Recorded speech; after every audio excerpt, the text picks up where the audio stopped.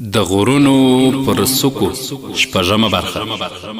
دا ځل ملا وبخه بیا نه کوم، نور په نصوحا درته توبه کوم. قدرمنو اوریدونکو، دې سرشندونکو چې به کله د یو نیک کار فضیلت واورېدی نو په منډه به یې ځان ورساوه او په هغه نیک کار باندې به یې همیشه توب خپل عادت وګرځوي. الله تعالی خپل د مینې او محبت خوند په هغوی سکلی و. د خپل راز او نیاز مزه یې دوی ته بخښلې وه. په خپل څارنې سره یې د هغوی زړونه پاک ساتلي وو او د خپل نږدېوالي تاج یې د هغو پر سر ایښی و. او مخکې له دې چې جنت ته داخل سي د جنت خوشبويي خوند یې سکلی و. ربیعه بن کعب اسلمي یوه تنکۍ او کوم عمر صحابي وه، مګر همت او میړانه یې وریځو ته رسېدل. هغې په داسې حال کې چې د ځوانۍ موسم یې رسول الله صلی الله علیه وسلم ته راتله، د اوداسه اوبه به یې ورته تیارولې او نور کارونه به یې ورته اجرا کول. هغه و چې یوه ورځ رسول الله صلی الله علیه وسلم وغوښتل چې د دې د محبت او خدمت بدله ورکړي. نو ورته وویل ای ربیعې زما څخه یو شی وغواړه.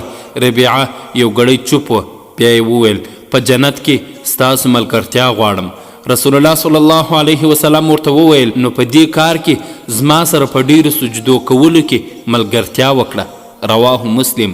د دې خبرې وروسته ربیعه که څه هم ډیر کم عمر درلوده خو تل به د لمانځه او سجدې په حالت کې لیدل کېده. نه خپل د ژوند یوه شیبه یې هم له لاسه نه ورکاوه او تل به یې لمونځ په جماعت سره ادا کوه.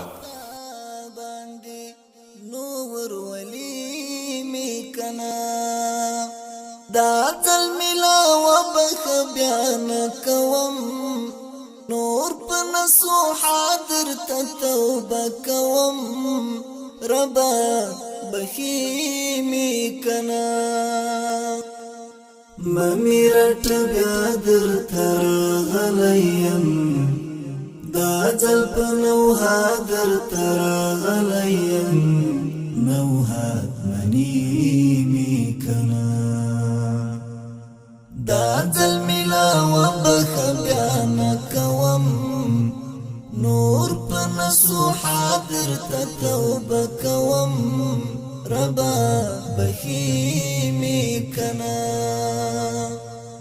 ممی رټه بیا درته راغلی یم، دا ځل په نوها درته راغلی یم، نوها منی می کنا.